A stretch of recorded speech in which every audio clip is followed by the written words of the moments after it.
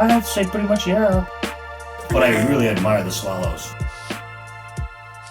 Hello and welcome to the Pretty Much Yeah podcast, episode 1. I am Nathan Walker, and I am joined by my best pal in the whole world, Xander Corellis. Xander. What's going on, everybody? Good to be here. Good to be here. How you doing, bud? Good. How are you? I'm very good. We shouldn't pretend like we actually don't know how we're doing because we spent several hours playing Fortnite and watching Seinfeld. So in preparation for the podcast. Somehow that's preparing for this. Yeah. How many battle royales did you get?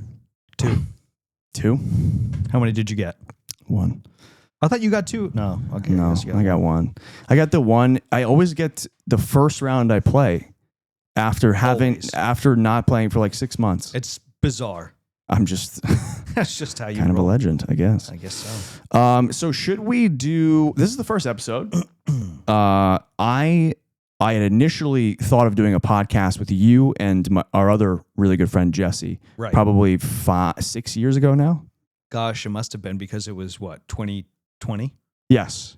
Yeah, it was 2020. Yeah. It was right before COVID. It was right when COVID started. And we recorded an episode on the Black Death. It was right when COVID hit. We were like, all right, we could do this because it's not going to be that bad. Do you recall what our general feeling was about COVID? Yeah, that it was not going to be that bad. We were like, it ain't going to be shit. That's what we went with. And we were like, Jesse, don't even worry about it. And he was like, no, it's going to be really bad. Yeah, his cousin was a doctor at Mass General, right? Right, yep. And I remember typically our friend Jesse, he's like the jovial goofball of the group. Mm-hmm. So a lot of times he tends to err on the side of like being optimistic, kind of keeping it light, playful. Mm-hmm. And we like to, fuck around with each other and make fun of him a little bit.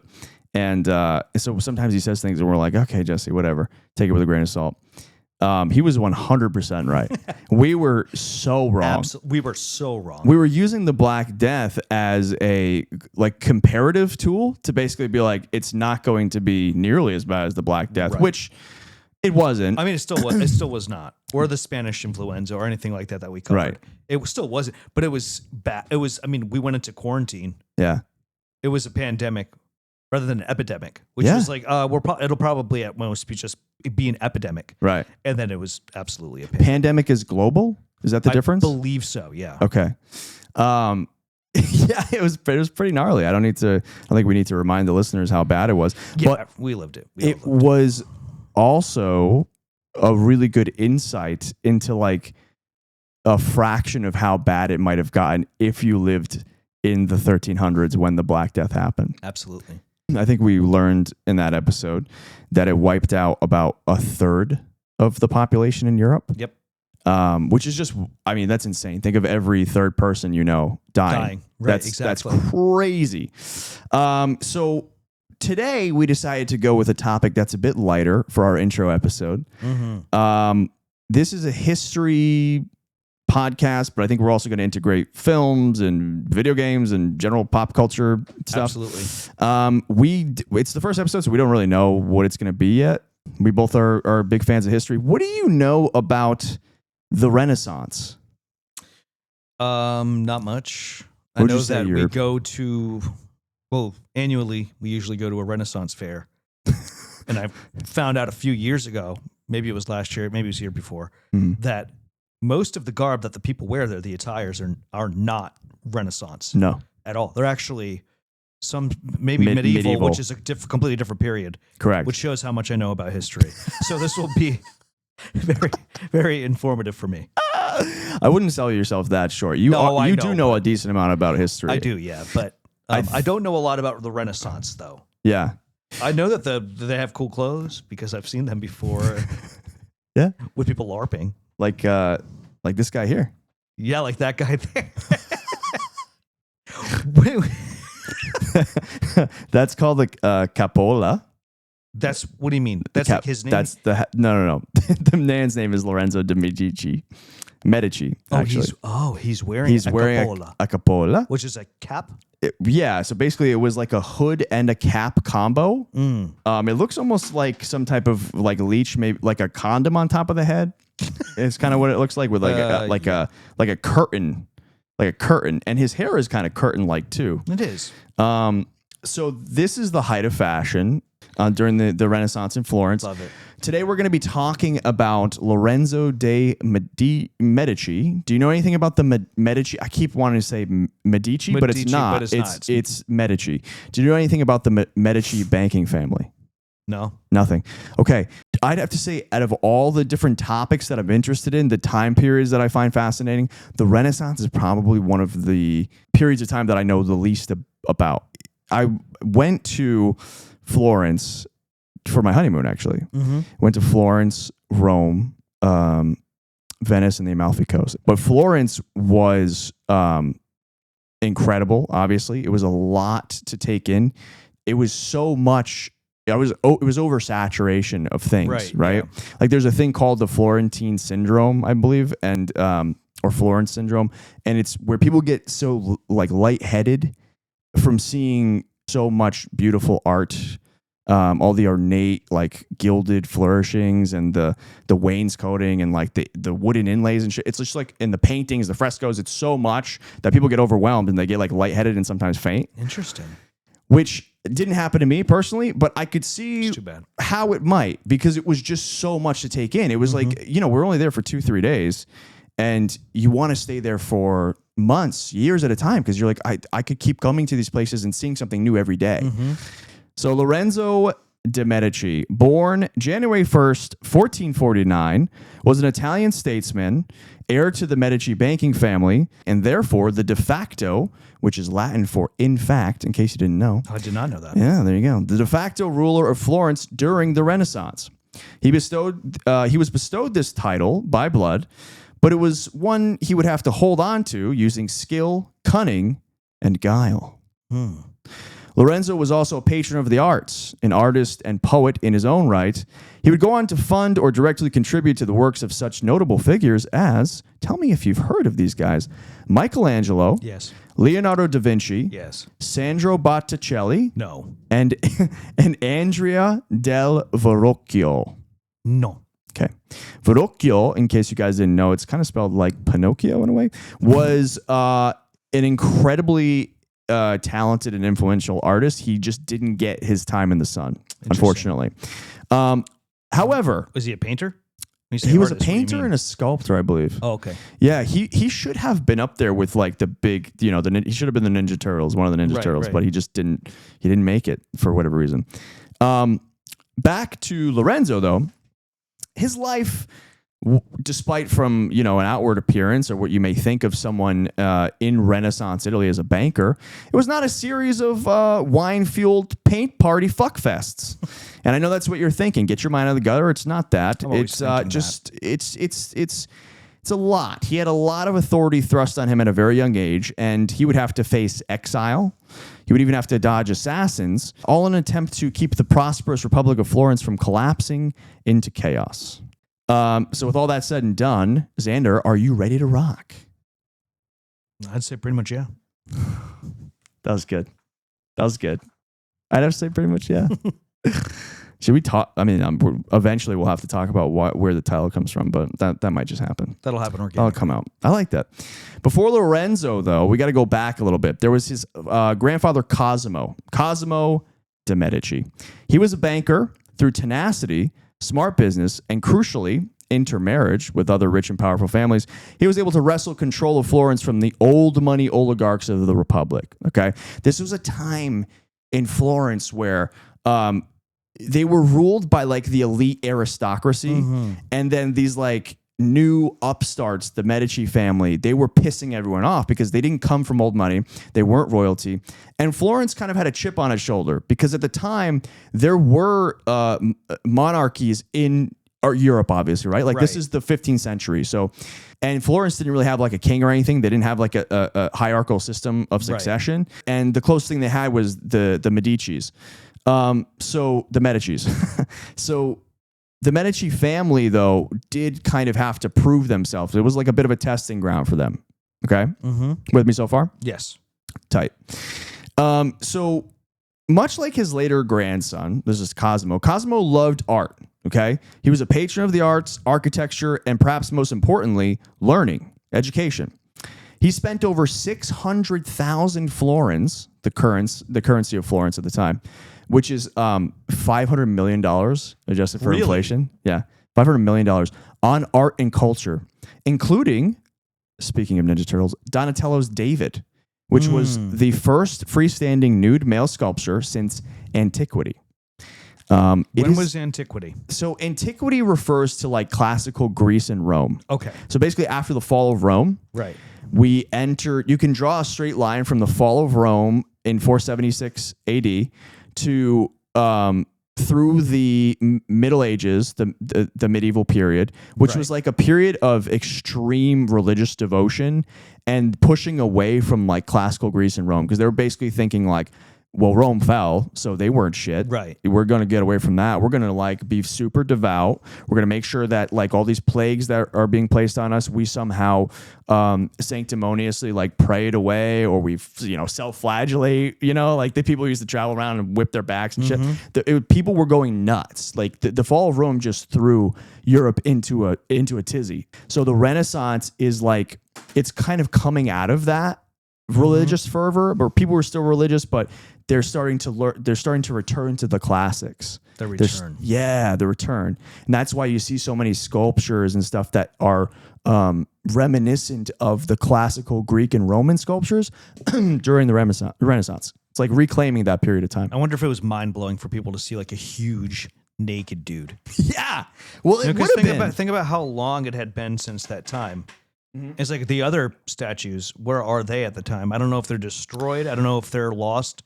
If they're where they are, I don't know what their situation is. But if it was coming out of that period where the people are starting to re-explore these areas that they once were comfortable with, that they once were devoted to, right before the religious takeover and such, must have been crazy. I mean, because I haven't seen the David up close in real life before, but I didn't realize how huge it was until I saw like a picture of people standing gigantic, near it. Like, holy shit, this thing's fucking huge. It's terrifying. That penis is, it's not actually very big in scale of the body, but it's big enough to scare me. Very small compared to the rest of the body. Yeah, well, big enough to scare you. I would say that it's average. It's... okay, sure. Let's go with that. It's we'll say average for you. The David you're thinking of is Michelangelo's David, which I saw in person. Is that the one you're referencing? No. So this is Donatello's David. Why are you fucking lying to me? Donatello's David is sort of a lithe, feminine-looking little boy David. Well, that's disgusting and weird then. It is a little strange how... So this is how they came back. Yes, this was their move. The first, like, all right, we're actually gonna go we're back gonna make to this. like a super feminine looking little boy statue. That's him? This is supposed to be the David. Looks like Peter Pan dressed as Mary Poppins. That's not at all impressive. What the fuck was he thinking? He spent $500 million on this shit? No, look, this is the full thing. I'm disturbed. Yeah. Give me a good close-up. I really can't see shit. I'll give you a close-up, all right. How's that? Okay, it is really small. All right, that's not average. That's not even fucking close to average. Dude, why the fuck? Okay, now I'm convinced. Now I'm convinced they definitely were mind blown, because they're probably like, "What the fuck is this?" Like, I'm not even impressed. This is just weird. Somebody was standing in the audience like, "Isn't that your son?" They're like, "What the fuck? Why are they sculpting my boy? Who gave permission? No, Giovanni, no, you're cutting this age forever. How are you going to have the children?" At least he preserve you for posterity. You have such a beautiful live casting of the body. Get fucking Donatello, this sick fuck. My boy's dick is way bigger. Why did he downscale? Why you undermine Giovanni's dick? It is not de facto. Now that we've gotten that out of the way, I'm a little disappointed and kind of creeped out. All right, well, this shit was mind blowing. I'm sure. No, I mean, people were like, "Whoa, you can't do that," and we could argue perhaps they shouldn't have. Before this, I'm assuming that most of the sculptures that were being created were religious, right? Super religious. So it's going to be the Virgin Mary holding Jesus. Oh, that is also because it's David. It's David and Goliath. Yeah, that's so it's the that David is David. referring to. Yes. I know. I get it. Even Yeah. weirder. Yeah. Wait, so does now in this sculpture, I don't want to keep harping on it, but does he have the weapon that he would have used in the Bible? No. So in the Bible, he would have used a sling. Next to his tiny penis here, you can see he has a sword. Well, technically, he would have, and he's standing on Goliath's head. He would have used a sword to cut off Goliath's head. So in the statue of, I can't believe they gave him a fucking fedora. I know. I know. It's lady? not a fedora. It looks like it has a pumpkin stem on top. What it actually is obviously some sort of a helmet, but like a classical. It's a helmet, and it looks like it has the leaves of royalty. I don't know if that's what that's considered. Like an olive leaves or something. Well, what they used to use in ancient Rome, right? Yeah, I think you're right about that. But then the pumpkin stem on top kind of confuses me. I'm sure, guys, if there's any art history majors out there, can you please explain Donatello's David? All right. Anyways, so he didn't spend $500 million on just that. No, it was like that would be history itself. Yeah. Cosmo's the man. He's beloved in Florence. And when he dies in 1464, the words Pater Patriae, which is Latin for father of the country, is engraved on his tombstone. So he's referred to as father of the country of Florence. Lorenzo is 17 when his grandfather Cosmo dies. Okay. And Lorenzo's father, Piero de Medici, takes over the family banking empire. Mm-hmm. Now, I'm going to do my best to keep the names and dates. I'm going to keep repeating them because I find that oftentimes when I'm listening to history, I have a tough time with the dates of things. I get mixed up. Trying to keep it in a straight line, like figuring, I know what you mean. I'm the same way. So I'm going to do my best for the viewers and the listeners to kind of keep things straight in order and not to confuse people. So at this point, when Piero de Medici, this is the father. The father of, okay. Yes, exactly. When he takes over, the Medici are practically royalty, right? So due in large part to the efforts of Cosimo. Piero is not as respected as his father, however, okay? He's kind of introverted, kind of a bookish nerd boy. Mm-hmm. He loves to stay in and look at art and his gemstone collection, which I know it sounds kind of nice. Autism. Yeah, probably. They didn't know. He even had the unfortunate nickname of Il Guttoso. Do you want to take a guess at what Il Guttoso means? Fat fuck. Essentially, it means the gouty. Oh, so he had pretty bad gout. He had bad gout. Bad gout. No. Yeah, so his nickname was Il Guttoso, meaning the gouty. That's really sad. Yeah. So, did he have a tough time like walking places and shit? He probably had really. Oh, that's terrible. He actually used to take a lot of meetings from his bed because he had a tough time getting around. Now, because of Piero's poor health, I'm sorry, that's fucked up. Oh yeah, fucking Gouty over here. Like they're giving people of prominence terrible nicknames like that. Imagine the insults that they're giving to the common man. That's like, well, you got to figure they probably were both beloved and hated because they were revered, but also by the commoners. They were like, oh, these rich assholes who are bankers. That's a good point. That's a good point. Yeah, I often forget that they weren't always looked at in a positive manner. They right. Probably bring were. Your mic down a little bit. Perfect. So I can see like that. They weren't always looked at in a positive manner. Exactly. And that they were often probably ridiculed, judged. Yeah. So that makes sense. But, he does his best. And he essentially, through a series of kind of insane events, he does solidify his power and the Medici's power in Florence. We'll talk about that in a second. Now, because of Piero's poor health, his son, Lorenzo, the titular hero of this episode, is forced to step up when he's like 18 or 19 years old. He's very young. Pretty young. When most of his friends are still kind of like studying and doing their thing, he has to become a sort of like a diplomatic envoy, which is a messenger for his father. So he goes to the wedding of like king's sons, and he casually has an audience with the new pope at one point as well. Interesting. Yeah, he's sort of acting as like, the closest thing that Florence has to royalty is the Medici banking family. So he's acting like royalty. He's going to court essentially, and trying to learn the ways of court life. So as Lorenzo gains more prominence, the upper crust are getting pissed off because he's so young, and his like I said, his family are like new money. And at the time, kind of a funny fact, young men were called Giovanni, okay, by the Florentines. Really? Yes, they were regarded as irrational and sort of a slave to their basic instincts, just like, and this is the Florentines who thought this, the entire female sex. Wow. What the fuck? Yeah, they thought that young men were irrational, just like all women. Like what? Yeah. This was, you have to realize, like, at the time, this wasn't Italy. Italy wasn't a thing yet. No, of course not. There were a bunch of like separate small duchies little and kingdoms and shit. Yeah. Exactly. But one overarching idea that really brought everyone together in Italy was misogyny. Well, that was just how it was. That's just how it was, right? Yeah. So they're assholes.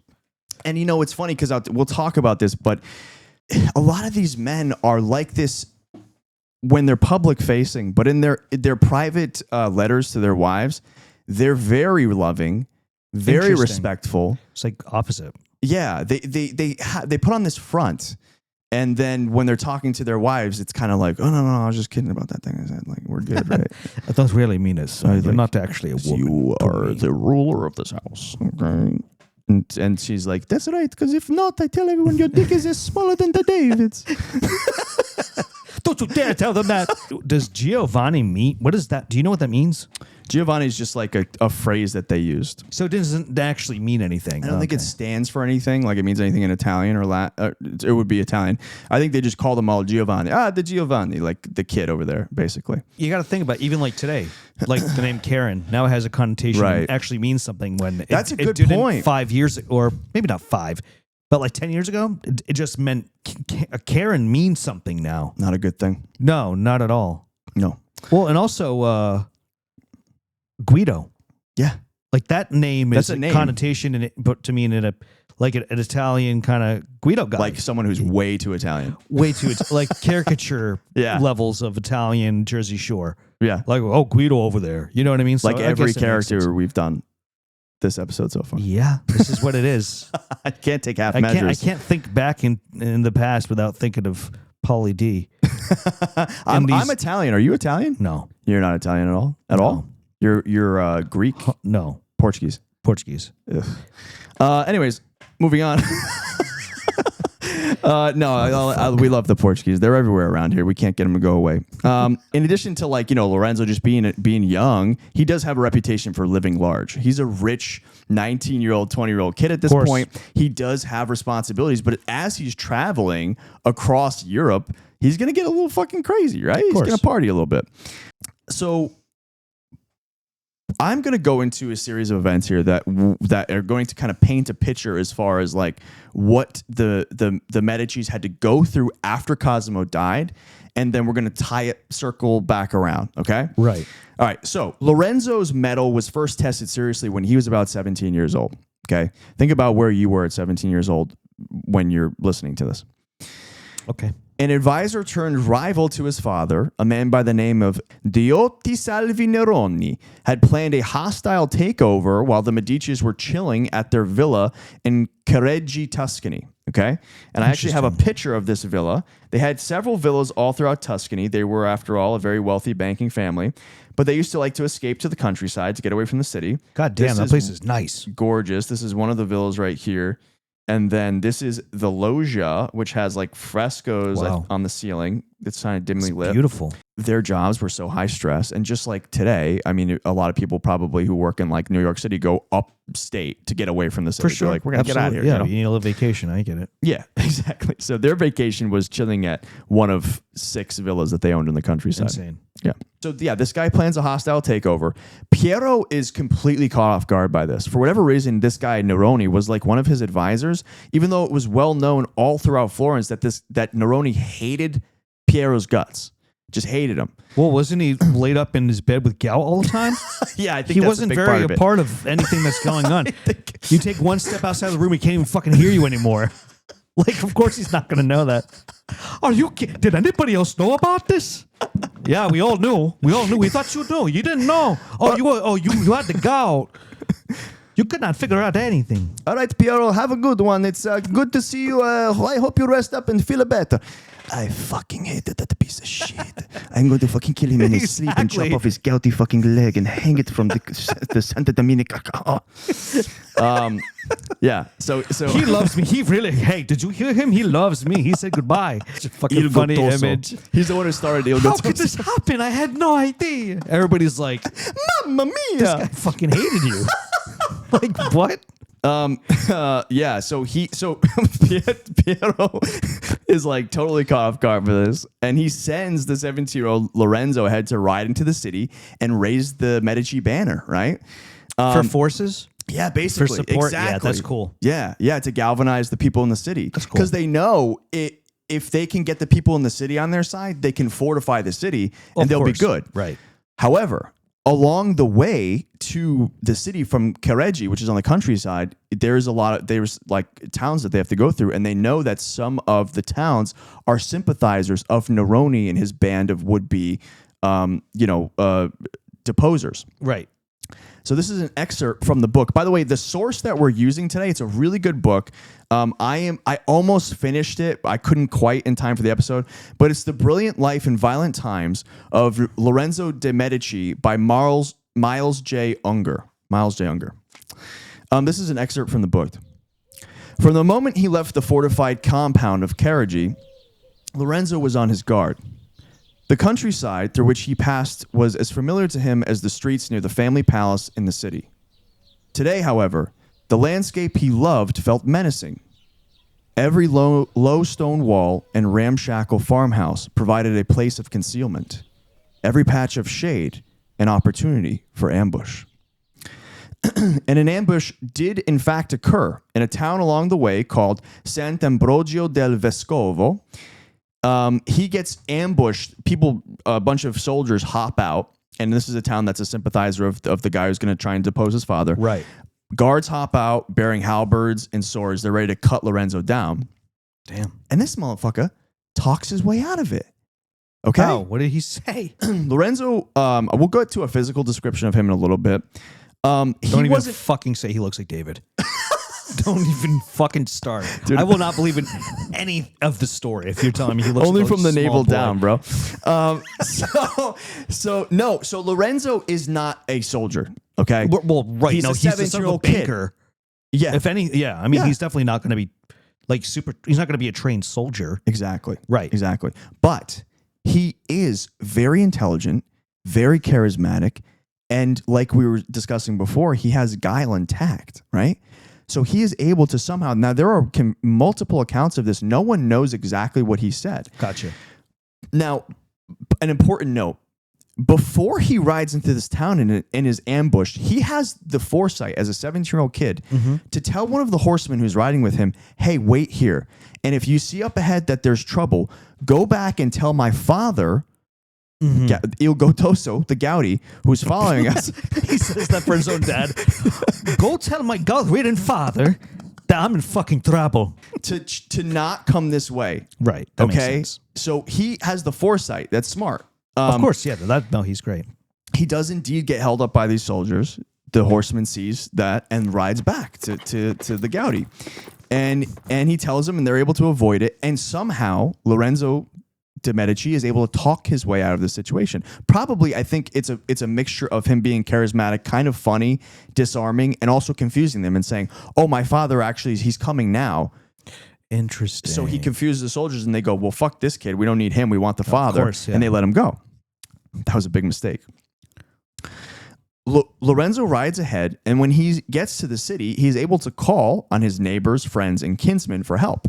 However, there is a rival faction that has some backing, some financial backing behind it. This group is called the Party of the Hill, And these are enemies of the Medici family. They're the ones who are like with this guy Neroni. They're centered on Luca Pitti's palace. And when we were in Florence, Lauren and I, my wife, we went to Pitti Palace. It's a huge, gilded, gorgeous palace with all these frescoes and paintings. It's unbelievable. It's like it's got to be on like a bucket list before you die to see this place. Wow. It's crazy. But so they were on the high ground to the south in Pitti's palace. Why they're called the Party of the Hill. The Medici loyalists are called the Party of the Plain, named for the site of the Medici Palace, which was on low-lying land on the north bank of the Arno River in Florence. So we got the Medici's, Party of the Plain, and then we got the Party of the Hill, Party on the Hill. Very cool names. Yes. So Lorenzo gets to town. He's going to start calling on everyone he can, right? But before we continue with that very climactic event, we should go into a couple things about Renaissance Florence at the time. Ooh, absolutely. Does that sound good? Yes. Okay, cool. Because there's a lot that I didn't know, and there's a lot I'm sure that the listeners will be interested to know about Renaissance Italy. Absolutely, There's a lot to mine from.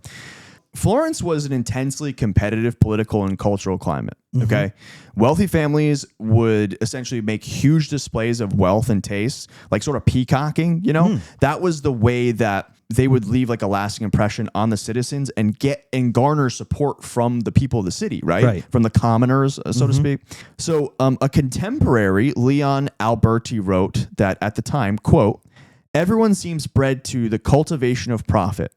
Every discussion seems to concern economic wisdom. Every thought turns to acquisition, and every art is expended to obtain great riches." Ooh. Does that sound familiar? Yeah, it does. It does. It's my point is like the people never change. No. This is how it has always been. People have always wanted to just leave a legacy to gain as much wealth and prestige as possible. Yeah. I mean, it sounds cliche, but history really does always repeat itself over and over. Absolutely. I mean, the fine details are different, but like the structure of it seems to be the same thing almost over and over. Yeah. People get a lot of shit. It boils over, and then something bad happens. Yeah. And then they're kind of back at the bottom again.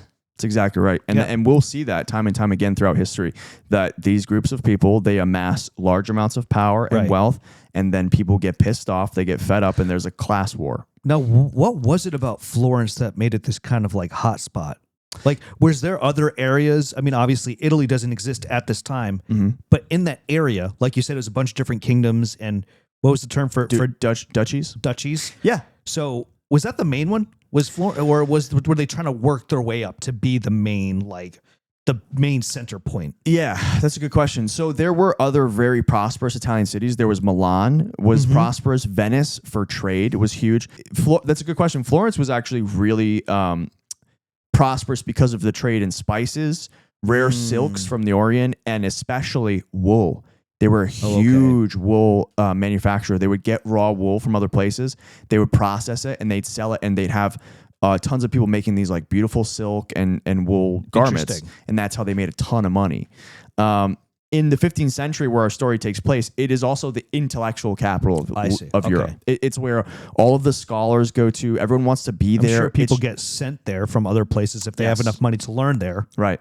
To be taught in Florence. Right. That's interesting. That's cool. Yeah, so it's the cultural, kind of economic and intellectual hub in a lot of ways of Europe. So it is somewhat of a hub. That's okay. Yeah, Gotcha. Yeah. People flock there from all over to be a part of it. It was a very exciting time, but it was also a very violent time, because what ended up happening was, even though Florence was called a republic at the time, which it always makes me laugh. So like I've heard this argument, or I guess not argument, but the point made that America's not a democracy, it's a republic. That's not accurate. A republic is a type of democracy. Gotcha. So it is a democracy. America is a democracy, or it should be. And so at the time, the idea was that like the people would have a say in Florence. But really what ended up happening was it was much more of an oligarchy. So the richest people ruled. But because they did have a lot of wealthy people who kind of called the shots, they ruled with an iron fist, but they also, if they were fair, like the Medicis, they were able to foster in an age of prosperity while not allowing for their power to be taken away. Interesting. They balanced it, you're saying. They balanced it to the best they could. And you could theoretically, if you were poor or like and hungry enough and you wanted to get involved in trade, you could become rich and you could work your way up. You could work your way up. You could become almost, because remember, the Medicis are not royalty. They're the closest thing to royalty. Money. In that that area, I should say. Yeah. Yeah. Gotcha. Exactly. Now, was it a similar? No, do you know if people voted there? You said it's a republic. Yeah. Was it a democracy? Did the citizens get to vote? So they had something called the Signoria. Mm-hmm. It did seem like there were mostly wealthy patricians who voted. Right. I didn't really get into the democracy of like how it functioned on a micro level. How it worked. Yeah. It's a good question. I could actually look that up for the next part of this. Yeah. That's a good question. So I'm sure you've heard of the phrase Renaissance man. Yes, of course.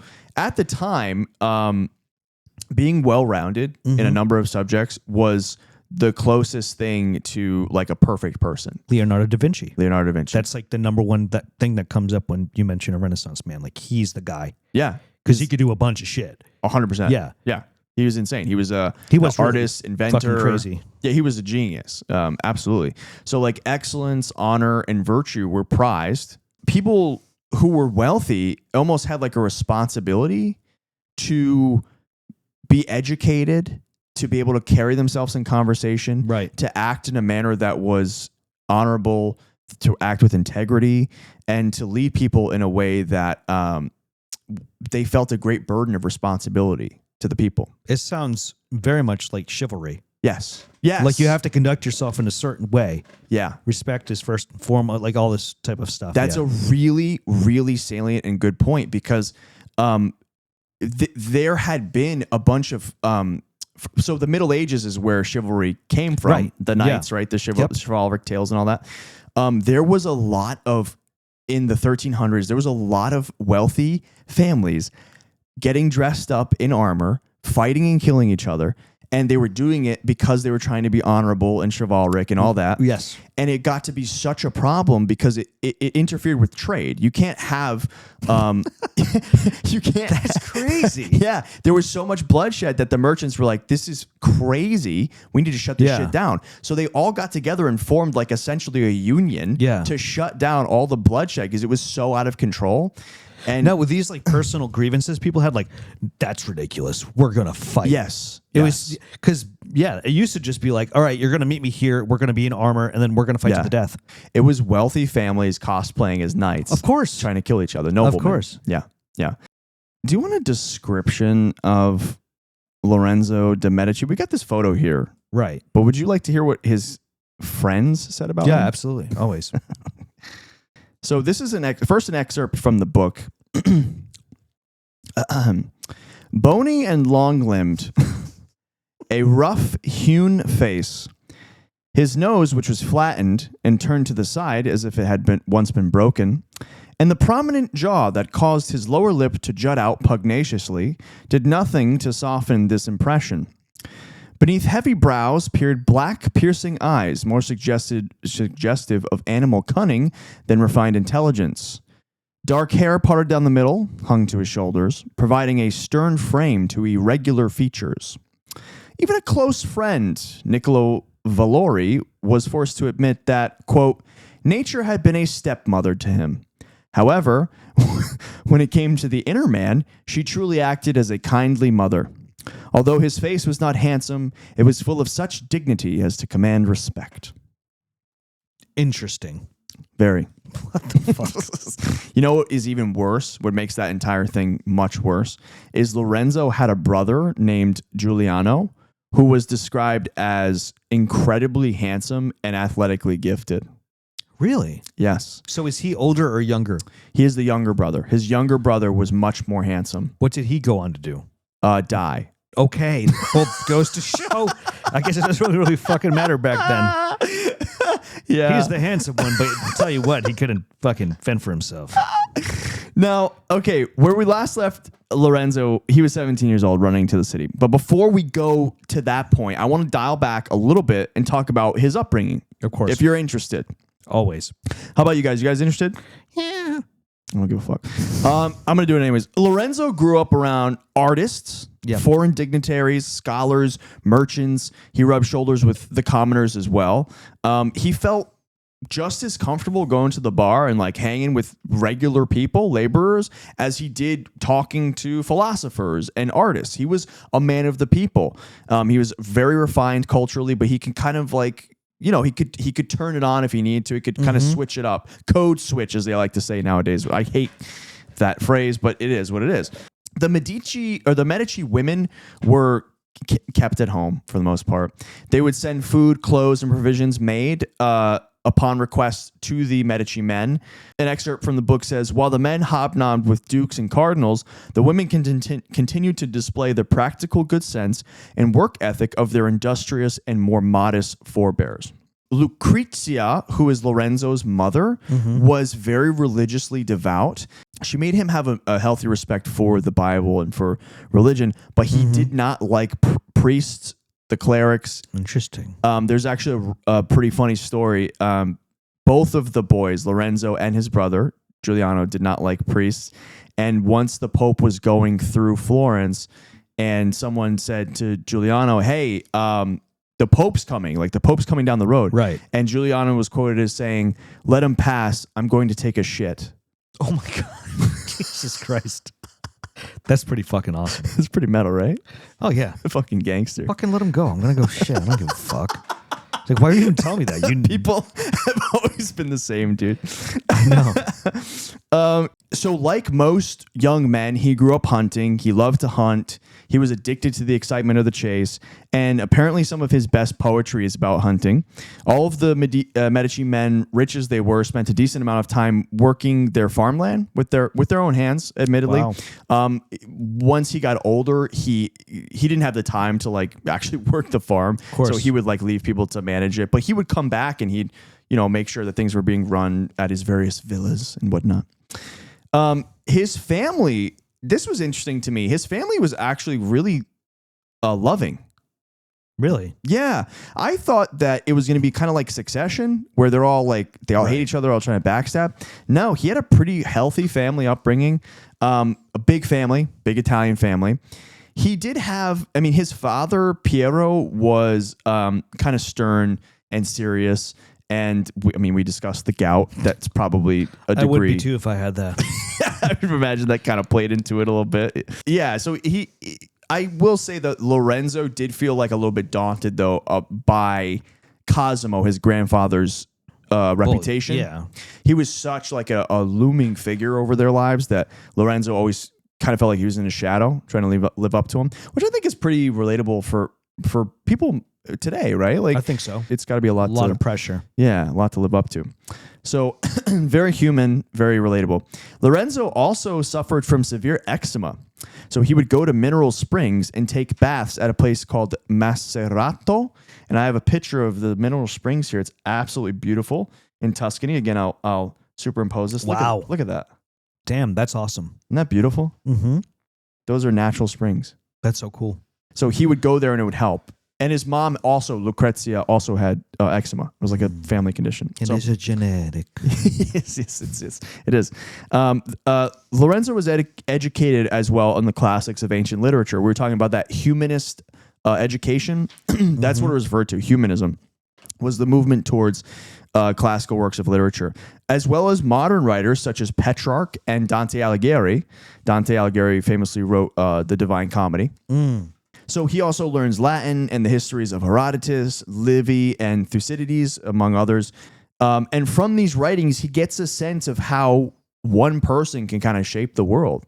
If he's not the best looking dude, he definitely has a healthy appreciation for his own intellectual talents. Lorenzo is very, very intelligent. His brother, although very handsome, was not as intellectually gifted. Which is like big strong oaf. Fuck you, Giuliano, you dumb fuck. You dumb beautiful bastard. Get out of my sight. I love to look at you and have you pick me up, but you cannot form a sentence. Take our gouty father outside, you beautiful bastard. I pick up father. Bastardo. You bastardo. I pick up the gouty. I picked him up. It's like all you do It's is better than coming. pick shit up. It's better than coming. I'm coming everywhere. I'm coming on the couch. I'm coming outside. I'm coming inside of the bar. I come in the villa. I come outside. I come in the hot springs. I'm so sorry. Juliana. He's so obsessed with moving his father. Please just leave me down. Father, I must move you. So so they were both very competitive, both Lorenzo and his brother. A contemporary, Isabella d'Este, I think I'm saying that right, wrote of Lorenzo, quote, "He's always wanting to win by one means or another." That's pretty straight to the point. He was very loyal to his friends, but if you crossed him, Lorenzo was also said to have a formidable temper, which is like, to me, that's all Italians. It's just like I think you're totally right. I think that's just also like one of those aspects of back throughout history. Anytime you see somebody that was really, really intelligent, yeah, you never wanted to cross them, because they would fuck you over, like royally, as badly as they possibly could, and you wouldn't probably even think much about it until it happens to you. You're like, oh fuck, until the dagger's in your back. I really shouldn't have done that. No, you don't want to cross him. Yeah, no, exactly. He, in addition to his formidable temper, because we got to talk about the real shit, right? He also liked to go out, get pissed, and sleep with whores. Well, that was probably common back then. Yeah, especially a man of money. Yeah, of means. Like, yeah. That's just what they did. It was a predilection shared by his dad and grandfather as well. They did have multiple mistresses. I hope they didn't talk about it. Imagine Gouty having to go to a Gouty bed. You haven't done this yet? I can't get out of the bed. I send people over to have fuck with me. To have fuck with me. Actually, sometimes you have to have Giuliano pick me up. You thrust me forward. I can't move much because my foot is too hurt. That's good. A little to the left, Giuliano. I love to pick up father. You beautiful bastard. You beautiful. You beautiful bastard. The prostitute's like, I don't even look at the Gouty. I look at Giuliano, who is picking him up and using his father to fuck me. He always looked at me and said, moving father is better than coming. I love to pick up father. It's better than coming.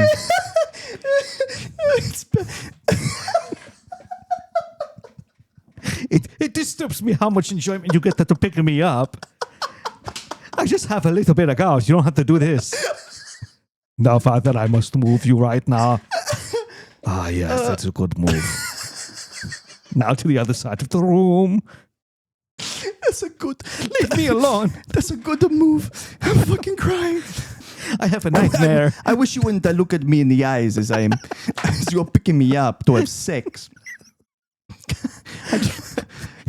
Look me in the eyes, father. Il Gattoso, I pick you up to fuck now. I'm coming. Why are you coming? You're not having a sex. No, but I'm picking you up. Which is better. But Giuliano actually looked up to his older brother a lot. They were best friends. Right.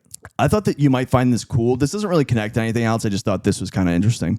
So you were asking before about some of the statues and things from Rome. An excerpt from the book says, and this is Lorenzo's words, "The eternal city offered a spectacle at once melancholy and sublime. Its greatness was hinted at in the massive crumbling monuments that still rose above the sheep pastures and orchards that over the centuries had encroached upon the neighborhood of the ancient city." So these buildings were in disrepair. The Colosseum, all these things were super in disrepair. They were just still there, though. They were crumbling, but they were still there, and it was a reminder of their once glorious past of Rome. That's just that type of shit blows my mind, because So cool. you don't think about, we're talking about history. Yeah, You don't think about how they felt or saw the ancient times. yeah, exactly. Even though it was closer to them, it was still ancient. It was a really long time ago. Yeah. So they're just probably like, I mean, were they as awestruck as we are with it? Or these are things that I think about. Or like to them, I mean, you see it every day. If you're living there, if you're living nearby, you might become kind of like Okay, well that was the past. Like, and you can't really even like imagine. Like, I think we have we're able to become really attached to it because we have the internet and shit. Yeah, we have media. We have movies like Gladiator. Mm-hmm. So then when you go there, you're like, holy fuck! Like you're really able to actually kind of visualize exactly what this was, what happened there, how long ago it was, how pure insane it was that it existed. For them, like, I don't know if they had that much of a reference. Like, they probably knew obviously what they did, but like, I don't know. They weren't as removed from it as we are. Well, that probably is it too. Through time, they like we're so fascinated by it because of that. Right. I think they what a lot of people don't think about, what I didn't think about until relatively recently, actually, while I was doing research for this, was so Rome falls in 476, right? Right. let's round it up to 500 AD. From 500 AD till 1400. That's 1,000 years. Just about, right? So it is ancient to them too. 1,000 years. It's a long time, and at that time, like, so many barbarian and Germanic tribes had come into Rome, so there was a lot of intermarrying, a lot of mixing, a lot of like. So there wasn't just like strictly Roman people anymore. No, this was becoming Italy, and so it was a weird kind of holdover where, like, I'm sure in the like genealogical subconscious, in their DNA, maybe there's like a genetic memory of something, right? But it would have been very eerie and kind of strange to see all these crumbling, amazing monuments. It's interesting too, because I know that in the ancient world, I don't know if it's, I believe it would be primarily like ancient Rome. People that weren't from Rome or Italy, what would be Italy today, they're from other parts of the world. What they had to do to become Roman was just to really, take up the customs. Yeah. And they would be considered Romans. It wasn't really like citizen of Rome. Super race-based thing. I mean, I would imagine back then people from, obviously places like maybe Greece or Macedonia, they would come for business. They would end up settling there. They would become Romans, even though genetically they weren't Italian. Right, right. But it is like crazy to think about. Yeah. Like, just, I don't know. That whole time period. Yeah, it's not really a clean thing, right? Like, that's what people think. Yeah, and so much of history is just washed. People try to make it so clean and like black and white, right? Like it clean starts cut. and stops at this time period. It doesn't fucking work like that. I just thought that was kind of a cool anecdote. That's very cool. But yeah, so anyway, so back to this plot where this group of people on the hill are trying to take over. They're trying to take over Florence. So Lorenzo rides in, and he arrives at the Medici palace, and they start to fortify their positions right away. He is able to convince people to get all the provisions in the city, lots of wine for anyone who wants to fight, food, all the arms. They're basically going to it's the equivalent of going to like a gun store and getting and looting all the ammo and shit. Yep. And they're like, okay, we're gonna hold up here, and we're gonna make them come to us in Florence. We're gonna fortify the city, which is the smart move. Whereas on the other side of the river there, Neroni and his band of guys over at PD Palace, they're all kind of like trying to figure out what the best plan is. They're talking amongst themselves. Like, they didn't plan this out very well. Oh boy, that's bad. Eventually, it's very clear that and this is kind of on a timetable too, right? So the reason why Neroni and his band of goons are trying to take over at this point is because the Signoria, which we discussed earlier, is like the kind of the Senate, the legal council there. They're about to sign into law some decrees that are going to essentially make Piero a king, essentially. Royalty. Yeah, royalty. Exactly. Essentially, in all but name. So in their eyes, they can't let this happen, or else the Medici are going to close their grip and they'll never be able to pry it apart. So Lorenzo goes in. He says, "All right, we're gonna hold up in the city. We're gonna get the Signoria to sign the decrees." They're able to do that, and apparently there was like a triumphal procession with crowds cheering. Everyone's stoked. Most of the people in Florence side with the Medici. That's why. Interesting. Yeah, they love the Medici. They foster a lot of like growth, and they. Cosimo was responsible for creating this like beautiful architecture and everything. They see just like the city start to flourish around them, right? And so they're like, oh, they're good for the city. They're the family. They're associated with Florence, and they also they also win favor with a lot of royalty in Europe because they loan them a bunch of money. Of course, so they become connected to them. Right. Damn. And an interesting fact that I didn't know was at the time, usury, which is loaning money with interest, was considered like a crime against God.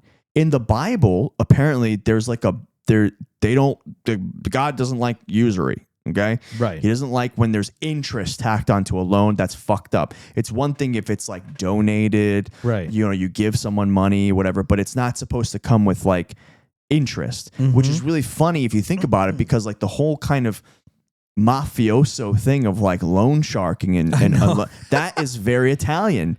And Italy is and has always been for a very long time a part of the Catholic Church. So the way that they got around this was they were like, we're going to give you money, and if you want to kick back something to us eventually, God might look the other way. Good point. Wait, what happened with the people?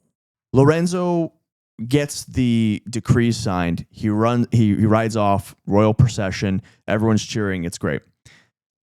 Neroni and his conspirators are all exiled. Their land, their estates, their money is stripped. So they're caught. Is that what happens? They ended up getting caught. They're caught. They at first they gather people. They sort of form like an impotent force that's ready to strike against Lorenzo. They're not able to. They can't get. They don't have enough city. They don't have enough people. Yeah. They're not planning this properly. Like they fucked up. In this moment, Piero really could have made an example of them. Of course. And we'll see further on that the Medici and other families in Florence are not shy about doing brutally horrendous violence towards other people. I would imagine. Yeah. All right. So let's get to, unfortunately, the Piero de Medici's untimely demise. He is claimed by gout. Oh shit! I forgot that could even kill you. Yeah, he dies from gout. Ooh, that's tough. That must have really been painful. Extremely. So his father dies in 1469, leaves his 20-year-old son Lorenzo with the entire Medici banking empire. That's fucking crazy. Yeah. So immediately Lorenzo inherits this like immense responsibility, and now it's him that Giuliano has to pick up to fuck, right? So there's a passing of the baton, so to speak. Lorenzo, do you want me? Lorenzo. Do you want me? Lorenzo. Why is my voice that deep? Lorenzo. Because I'm Giuliano. It's me, your brother Lorenzo. You've always been small, big brother. Wow, we're fucking idiots. So he maintained all the outward forms of the Florentine Republic, but he wielded significant autocratic power at this point. He gets all his power. He is often referred to in both hindsight and by contemporaries of the time as like a benevolent tyrant. Really? Yeah, he gets the reputation for being fair, but he could be harsh. And he does have complete control over Florence. Despite being a banker, these decrees have kind of given his family total political control. He does skillfully navigate a lot of complex alliances. He is able to curry popular favor. He prevents famine by importing grain. So he does a lot of good things from jump. But also he grew up to do this. He was bred to be. He was trained to be this, right? So by the time he's 20, he's like, okay, I can converse about classical literature. I can talk to the common people. That was another thing, is like his father, Piero, because he was so bedridden all the time, Italian merchants like to do transactions face to face. They like to talk. They like to, you know what I mean? Lorenzo became a patron of the arts. We will talk more about this in the next episode, but he was directly responsible for, as we said earlier, being a patron and at least, if not directly funding, contributing to people like Michelangelo, Leonardo da Vinci, Botticelli. One of the most fraught periods of Lorenzo's reign, I guess you could call it, culminates in something called the Patsy Conspiracy of 1478. Okay. Is that where the term patsy comes from? Yes. Oh, I didn't know that. Yes. Interesting. Okay. A rival banking family, the Pazzi, fed up with the power and prestige of the Medicis, launched an assassination plot with the help of then Pope Sixtus IV. The assassination attempt was to take place on the morning of Sunday, April 26, 1478, during High Mass at the Duomo of Florence, inside the church. And this is the Pope supporting the this. Pope is supporting He's like, this. all right, we're going to have Mass. We're going to fucking kill him in Mass. Absolutely. The Pope kind of goes, well, if I can't condone an assassination, but if you guys were to somehow make him disappear, then I could maybe deal with you. Right. So he skirts Right. around the Of thing. course, He yeah. says, I can't directly be. Well, as the Pope, I cannot say, yes, you should do this, Right. but I cannot control you. And if you take care of him, what can I do? I pray for you. So does that mean we can kill him? Or? Satan, is this you? Sure, go right ahead. Go ahead. Kill him. I have more money. So this assassination plot would culminate in an all-out bloodbath. The people were so shocked and appalled by what is about to happen. We're going to talk about that and more on the next episode of Pretty Much Yeah. Pretty much, yeah. What, does that sound good to you? I'd say pretty much, yeah. Very good. Xander, it was a pleasure. Pleasure, man. Thank you guys for listening. Check us out on Spotify, Apple Podcasts, YouTube, wherever you get your podcasts. There will be all these places, Andrew. I'm good at this.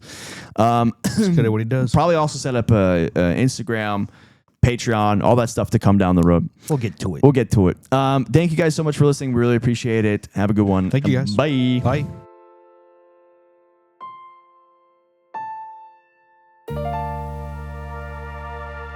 Crows are known to do things like that.